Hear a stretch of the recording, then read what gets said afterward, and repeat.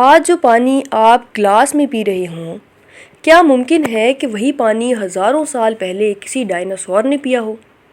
हैरान मत हों, लेकिन जवाब है जी हाँ। अर्थ का पानी लगभग वही है जो अरबों साल पहले भी था। ये पानी बस अपनी जगह और स्टेट बदलता रहता है। कभी समंदर बनता है, कभी बादल, कभी बारिश और कभी ग्लेशियर। इसी कभी ना रुकने वाले सफ़र को कहते हैं द वाटर साइकिल। और इसी साइकिल की वजह से अर्थ पर ज़िंदगी कायम है। आज हम हाइड्रोस्फीयर को डिटेल में समझेंगे और जानेंगे कि अर्थ का पानी कहाँ मौजूद है और लगातार घूमता कैसे रहता है। What is hydrosphere? हाइड्रोस्फीयर से मुराद अर्थ पर मौजूद तमाम वाटर रिसोर्सेज। इसमें सिर्फ ओशंस ही नहीं बल्कि rivers, lakes, glaciers, ground water, water vapour, ice caps सब शामिल होते हैं। यानी पानी जिस भी फॉर्म में हो, हाइड्रोस्फीयर का हिस्सा है।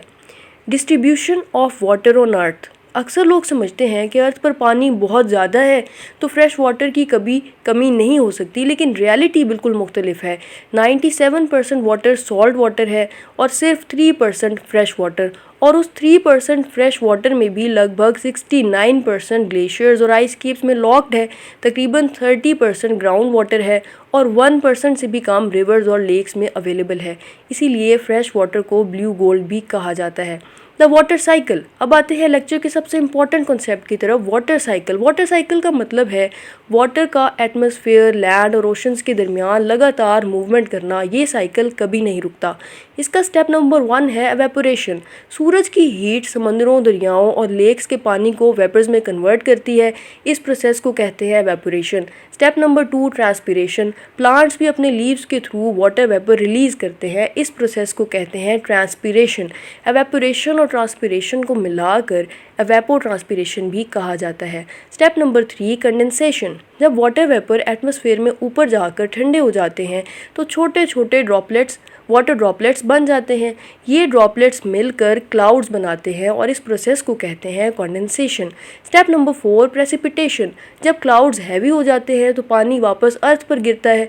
ये रेन, स्नो, हेल या स्लीट की फॉर्म में हो सकता है। इस प्रोसेस को कहते हैं precipitation. Step number 5 infiltration and run of. बारिश का कुछ पानी ज़मीन के अंदर चला जाता है, ये कहलाता है इनफिल्ट्रेशन।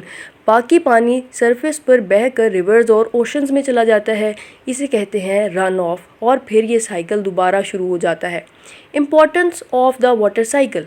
वाटर साइकिल की वजह से फ्रेश वाटर कॉन्टीन्यूसली रिन्यू होता है, एग्रीकल्चर पॉसिबल होती है, ग्राउंड वाटर रिचार्ज होता है, वेदर एंड क्लाइमेट रेगुलेट होते हैं, इकोसिस्टम सर्वाइव करते हैं। अगर वाटर साइकिल डिस्टर्ब हो जाए तो ड्राफ्ट्स, फ्लड्स और वाटर शॉर्टेजेस पैदा हो सकती हैं। Major water compartments. हाइड्रोस्फीयर के मेजर कंपार्टमेंट्स ये हैं: oceans, largest water reservoir; glaciers and ice caps, largest freshwater storage; ground water, water stored beneath Earth's surface; rivers and lakes, fresh water for daily human use; atmospheric water vapor, small amount but essential for weather.